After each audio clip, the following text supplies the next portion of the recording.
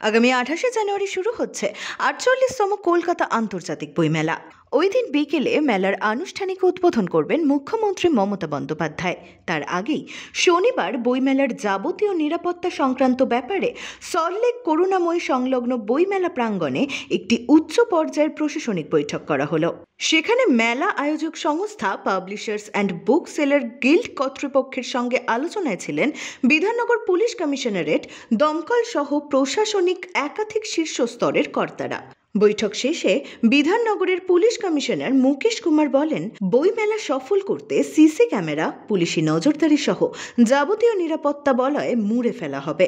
দমকল মন্ত্রী সুজিত বসু জানিয়েছেন, অগ্নি নির্বাপন ব্যবস্থাকে মজবুত রাখা হচ্ছে। মেলা মাঠের স্টলের অলিগলিতে অগ্নিসংযোগ ঠেকাতে 12টি মোটর বাইক কর্মী মোতায়েন রাখা হচ্ছে। অত্যাধুনিক প্রযুক্তিতে থাকছে ফায়ার রোবট, ইঞ্জিন ইত্যাদি সরঞ্জাম। বৈঠক শেষে বইমেলা পরিদর্শন করেন দমকল মন্ত্রী সুজিত বসু, গিল্ড কর্তৃপক্ষ ও বিধাননগর পুলিশ। প্রত্যেকবার বইমেলার আগে আমরা নিজেরা একবার দেখে নিই যে বইমেলায় এখানে তো লক্ষ লক্ষ মানুষ আসে, যেটা শুরু হবে 28 তারিখ থেকে 9 তারিখ অবধি। অ্যারেঞ্জমেন্ট সব ঠিকঠাক আছে কিনা। আমাদের আজকে ফায়ারের পক্ষ থেকে আমরা একটা মিটিং এখানে অর্গানাইজ করেছিলাম। ফায়ারের সাথে আমাদের পুলিশ কমিশনারও ছিল, আমাদের ফায়ারের মধ্যে ডিজি ছিলেন, আমাদের ফায়ারের সেক্রেটারি ছিলেন খলিল আহমেদ স্যার, গিল্ডের দুজন যারা মূল কর্তা ত্রিদীপ দা এবং আমাদের সুধাংশু দে ছিলেন, আর আমাদের ডিজি সাহেব থেকে শুরু করে ডাইরেক্টর, এডিজি সবাই ছিলেন, আর পুলিশেরও বললাম কর্মকর্তা ছিলেন। আমাদের যেটা বক্তব্য হচ্ছে, মেলা সুষ্ঠু সুন্দরভাবে হোক, তার জন্যে প্রিকশন, এবং কর্পোরেশনকেও ডেকেছিলাম আমরা, এমডিওকেও ডেকেছিলাম আমরা, যাতে স্মুথলি এটাকে রান করা যায়। সেই জন্য একবার নিজেরাও ফিজিক্যালি দেখে নেব। 28 তারিখে এটার উদ্বোধন, মাননীয় মুখ্যমন্ত্রী এখানে আসবেন, 9 তারিখ অবধি চলবে। এটা সুষ্ঠু সুন্দরভাবে যাতে হতে পারে, এটা বিধাননগরে, কেন এটা কলকাতার একটা প্রেস্টিজ বুক ফেয়ার, এই তো ভালোবাতে হয়, সুন্দরভাবে হয়, যাতে মানুষ ভালোভাবে সবটা আসা যাওয়ার মধ্যে কোনো অসুবিধা না হয়। আমাদের 12টা মোটর সাইকেল থাকছে, টেন্ডারও সাফিসিয়েন্ট থাকবে,